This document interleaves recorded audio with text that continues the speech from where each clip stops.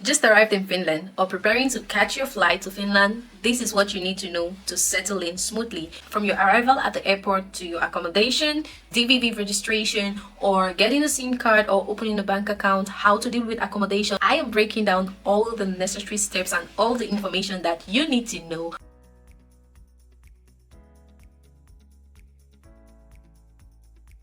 Hey, welcome back to my channel. My name is Alison. Into this video, as we've earlier said, and no need to go back into it, let's start with it right away. The first thing that you need to take into consideration while moving to Finland or as you prepare to catch your flight is how you would get from the airport, which is the Helsinki-Vantaa airport, to your accommodation. So you need to take into consideration the distance that exists between the Finland airport or Vantaa to your accommodation. So you have to take into consideration who's going to pick you up from the airport, if someone is going to pick you up, or how to go about the transportation. If you need to book a taxi, obviously taxi is going to be quite expensive, but you can equally use the public transportation system, which is widely used in Finland, and you can equally get a bus ticket or a train ticket directly from the airport. All you need to do is to try to find out when you are still at the airport, if you have no one to pick you up, try to find out about how to get the Helsinki bus ticket or train ticket to your destination, and definitely there will be a good Samaritan there to direct you on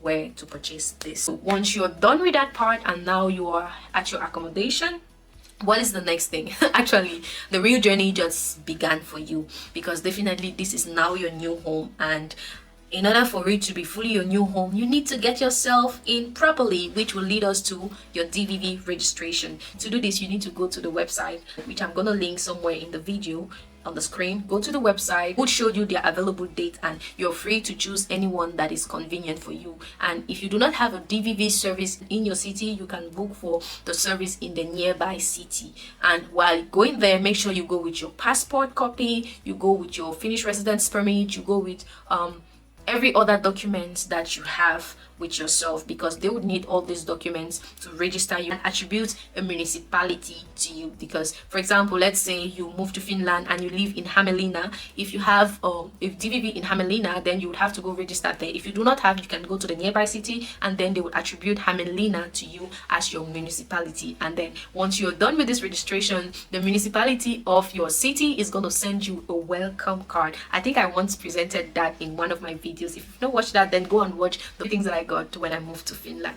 So once this is done, the next thing that you have to do is to go to the police for your Finnish ID. Before you go to the police station, you first need to take a passport photo of yourself, and then they would just tell them that you want to go for police registration or police ID, and they'll send you a code via SMS or via email that you would give at the police station, and you equally pay for the fee, which is somewhat about 50 to 70 euros maximum. And once that is done, you would get the Finnish ID. Also, in most cases, like when you go for your DVV registration, they usually have like a Kela office in the same building. So if you can go ahead and register for Kela, which is like the social security scheme in Finland, it will go a long way to help you in the future. Once you register for the Kela, they would send you a Kela card, which is like a health insurance card that you can use to get discounts when you go for any service at the hospital. Once you go there, ask them questions about the social insurance or the healthcare facilities or the health insurance that they offer for students, and then get informed about it, so you know exactly when and how to use this. So now that you are done with all your registration, the next thing that you need to do is to get yourself a bank account. If you had a bank account in your country before, you need a bank account in Finland, because a lot of transactions are done with bank account here, and then you want to have like cashless payments or cashless transactions, you need to have a bank account. So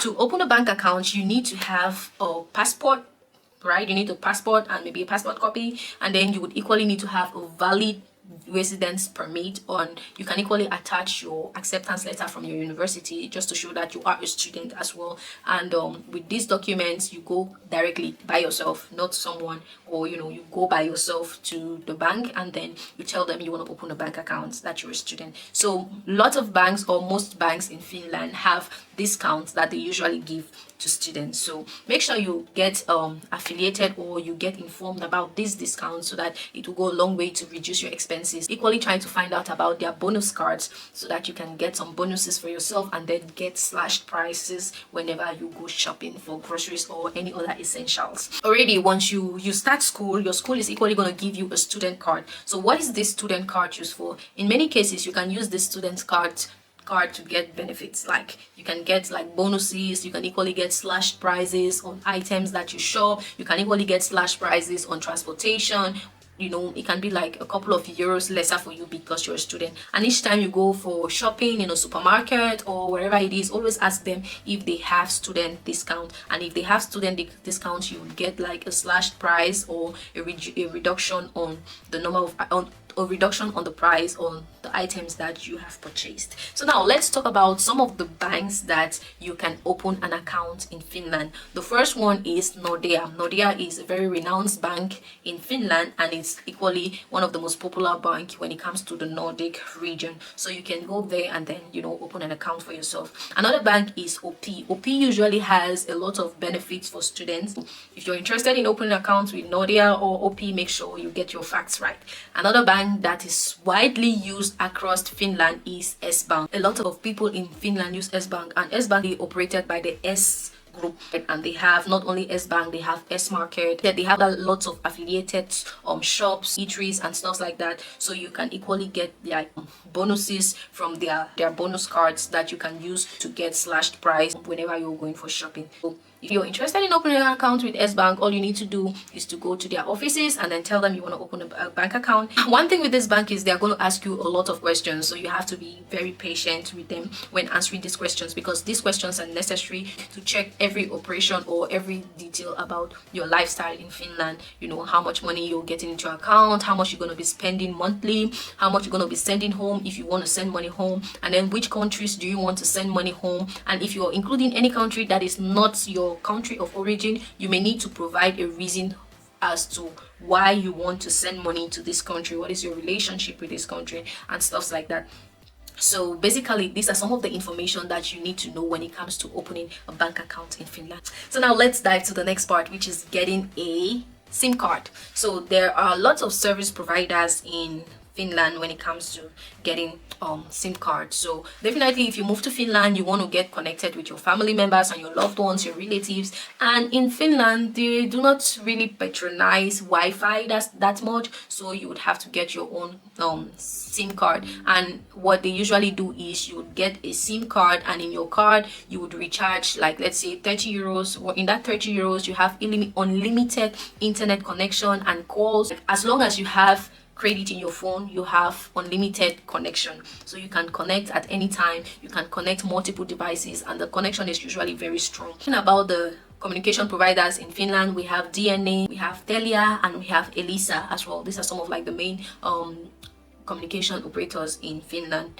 So you can choose any one of these and, you know, try to orientate yourself about the pros and cons, or the benefits that you may get if you buy any of these SIM cards, and then, you know, go ahead and purchase your SIM card. So the next part is understanding the healthcare system in Finland, and this is equally important, especially when we're talking about the Kela. You need to understand the Kela, and then you equally need to understand Finland's student healthcare system, because the healthcare that students get, it is not always the same that other residents like workers and spouses get in Finland. So you need to understand this, how it works and when it works for you. So this provider covers several services like dental care, mental health, and then many others. It's important for you to familiarize yourself with this service, you know, especially when it comes to booking an appointment, what services are covered, and what is the nearest healthcare provider in your city. Make sure to equally find out if your healthcare insurance is enough, or if you need any additional coverage. So this has now brought us to the end of this video.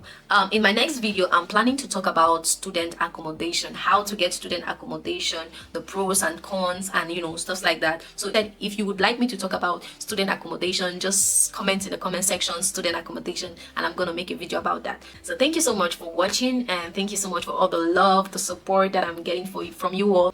Likes, the comments, the shares, and it really encourages me more, you know, to do more videos that will be helpful for you. I hope you've enjoyed this video like many other videos that I create. So don't forget to like this video, hit the notification bell, leave your comments and your questions in the comment section below, and let's zoom out. Moika!